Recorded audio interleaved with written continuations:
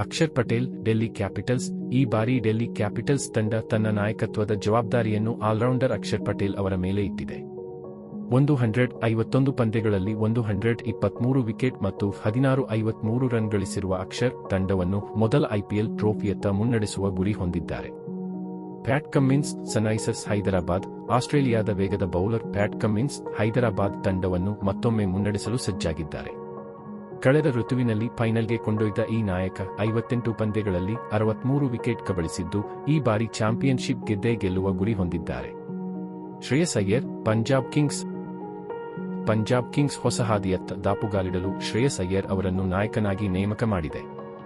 115 IPL ಪಂದ್ಯಗಳಲ್ಲಿ 31-27 run ಗಳಿಸಿರುವ ಶ್ರೇಯಸ್ ಈ ಬಾರಿ ಪಂಜಾಬ್ ಕಿಂಗ್ಸ್ ತಂಡಕ್ಕೆ ಅವರ ಮೊದಲ ಟ್ರೋಫಿ ತರಲು ಬಲಾತಿ ಶ್ರಮಿಸುತ್ತಿದ್ದಾರೆ. ಹಾರ್ದಿಕ್ ಪಾಂಡ್ಯ, ಮುಂಬೈ ಇಂಡಿಯನ್ಸ್.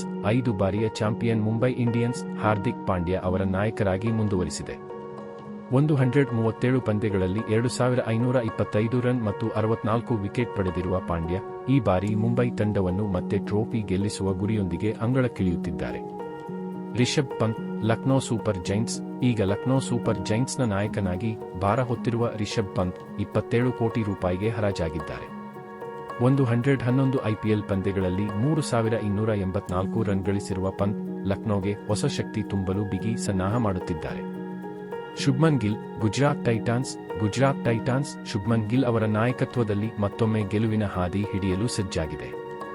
103 ಪಂದ್ಯಗಳಲ್ಲಿ 3216 ರನ್ ಗಳಿಸಿರುವ ಗಿಲ್ ತಂಡಕ್ಕೆ ಮತ್ತೊಂದು ಐಪಿಎಲ್ ಟ್ರೋಫಿ ತರಲು ಹವಣಿಸುತ್ತಿದ್ದಾರೆ.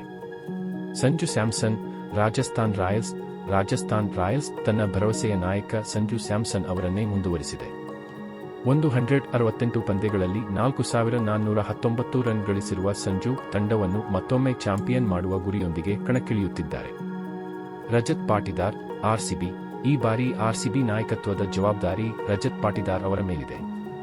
27 ಪಂದ್ಯಗಳಲ್ಲಿ 799 ರನ್ ಗಳಿಸಿರುವ ಪಾಟಿದಾರ್ ಈ ಬಾರಿ 18 ವರ್ಷದ ನಿರೀಕ್ಷೆಗೆ ತೆರೆ ಎಳೆದು ಆರ್ಸಿಬಿಗೆ ಮೊದಲ ಐಪಿಎಲ್ ಟ್ರೋಫಿ ತರಲು ಸಿದ್ಧರಾಗಿದ್ದಾರೆ.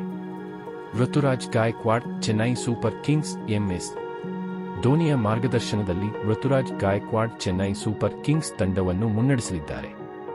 66 ಪಂದ್ಯಗಳಲ್ಲಿ 2380 ರನ್ ಗಳಿಸಿರುವ ಗಾಯಕ್ವಾಡ್ 6ನೇ ಐಪಿಎಲ್ ಟ್ರೋಫಿಗಾಗಿ ಕಠಿಣ ಪರಿಶ್ರಮ ನಡೆಸುತ್ತಿದ್ದಾರೆ.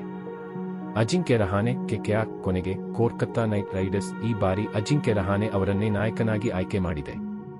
185 ಪಂದ್ಯಗಳಲ್ಲಿ 46-42 ರನ್ ಗಳಿಸಿರುವ ರಹಾನೆ ತಂಡವನ್ನು ಸತತ 2ನೇ ಬಾರಿ ಚಾಂಪಿಯನ್ ಮಾಡಲು ಪ್ರತಿಜ್ಞೆ ಮಾಡುತ್ತಿದ್ದಾರೆ.